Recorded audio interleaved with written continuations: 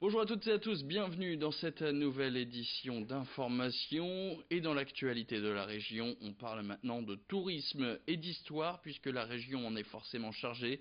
Qu'elle soit ancienne ou récente, des témoignages du passé sont nombreux par chez nous. Parmi les récents témoignages, on connaît par exemple le film Dunkerque de Christopher Nolan qui avait permis de remettre l'opération Dynamo sur le devant de la scène.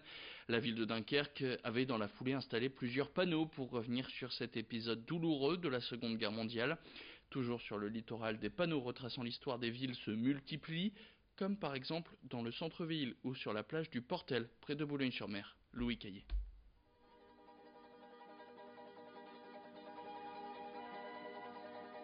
L'histoire du Portel, c'est l'histoire singulière d'une ville, ou plutôt de deux villes, celle d'Outreau et celle de son port. Sur les chemins des Andes, il s'en va chanter. En 1853, un décret impérial de Napoléon III donne au petit port d'Outreau son indépendance pour devenir le Portel. Aujourd'hui, la ville reste marquée par son histoire militaire et sa tradition maritime imprégnée de religion. Ancien retraité de l'éducation nationale et passionné d'histoire, Lionel Leprêtre a souhaité mettre en avant sa ville à travers 9 lutrins répartis sur toute la commune. Son travail depuis 30 ans, fouillé dans les archives régionales avec ses amis du Cercle historique portelois et l'association de sauvegarde du Fort de l'Eure. Son ambition, faire découvrir, redécouvrir la ville à ses habitants, aux jeunes et aux estivants. Disons, on va un peu plus loin dans la connaissance. Beaucoup de Portelois sont ravis d'avoir des renseignements complémentaires, par exemple sur le Fort de l'Eure. Là, ici, on a l'histoire du Fort de l'Eure. On a le Fort de l'Eure en 1875, on l'a en 1900, 1930 et après la guerre en 1950. Et on peut voir les démolitions successives et son histoire. Bon, certains la connaissaient sommairement, mais on a voulu la retracer plus dans les détails. Pour aller plus loin dans la découverte de la ville, chaque lutrin dispose d'un QR code pour accéder à des informations complémentaires. Alors, ce QR code permet d'accéder à Internet et il permet d'accéder sur le site de la ville. Alors, nous ne l'avons pas encore alimenté, mais nous allons le faire durant toute l'année. Nous allons installer sur ce QR code 8 fichiers qui correspondront chacun à un lutrin et qui permettront d'avoir des renseignements supplémentaires et des photos supplémentaires. Nous ne pouvions pas tout mettre sur un seul panneau, donc le complément sera mis sur Internet.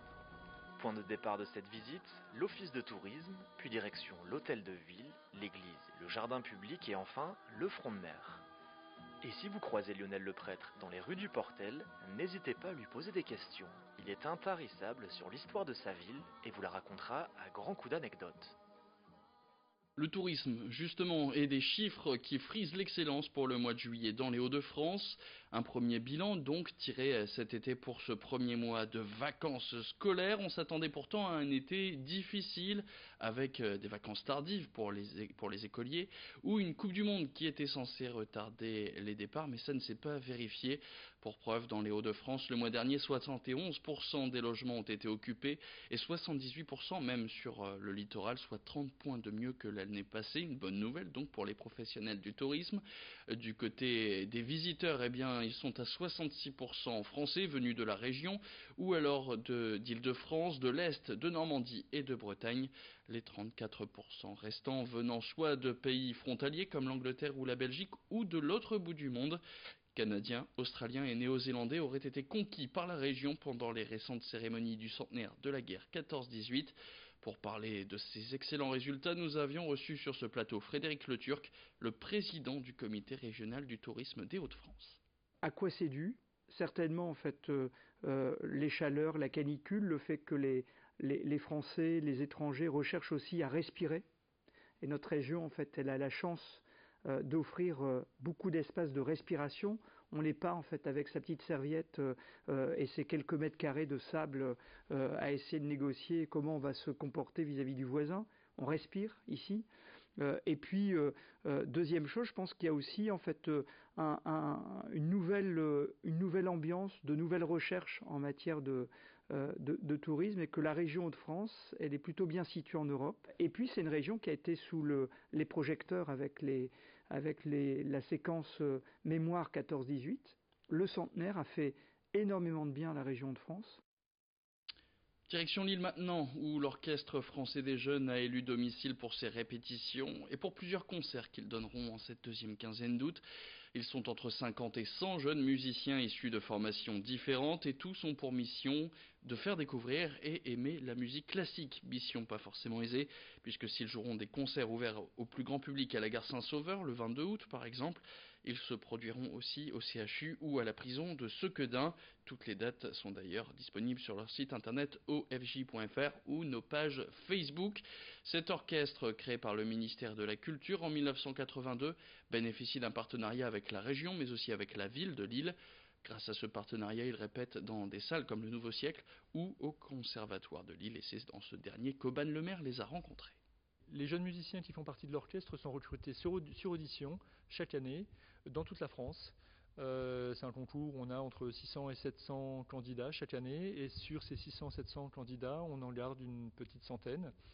Il y en a quelques-uns qui reviennent. Il y a aussi quelques étrangers qui viennent dans le cadre d'échanges européens, des sortes d'Erasmus orchestraux. Et en fait, un musicien qui vient participer, qui a été sélectionné, un musicien qui a été sélectionné peut participer aux 2 sessions de l'été et de l'hiver. Et puis on termine en parlant d'un animal nuisible de la région, le rat musqué. Chaque jour, des piégeurs tentent de capturer le plus possible de ces animaux. Certains agriculteurs optent soit pour le grillage électrique ou le tir à la carabine, mais une dernière option, trop compliquée car excessivement matinale. Les maraîchers du marais de Saint-Omer, très touchés, demandent le retour de l'autorisation du piège chimique, la seule solution efficace selon eux, mais qui a été interdite en 2009 par l'Europe. Selon les chiffres de ces maraîchers, 10% de chaque parcelle serait ravagée par les rats musqués, soit 140 000 têtes de choux-fleurs perdues. Les maraîchers sont à bout, comme l'a constaté Louis Caillet. Ici, sur la parcelle, en moyenne, je suis à 10%, tranquille, touché par les rats. Je suis une dizaine de pourcents. 10 à 15% là. Et c'est toutes les parcelles pareilles. Donc vous comptez 10%. Un producteur qui travaille sur 15 hectares, ça fait la valeur de 1,5 hectare qui plante, qui travaille, qui met l'engrais. On a du personnel, bien sûr, qu'on est sûr de ne pas récolter. Ça peut pas, on ne peut pas continuer d'accepter ça. Comme moi par exemple, à chaque mois j'ai 6 fiches de paye à faire. Si je n'arrive pas à récolter, si j'arrive pas à vendre mes légumes, comment je fais? Qu'est-ce que je fais avec mon personnel? Et c'est la fin de cette édition. Tout de suite, la météo.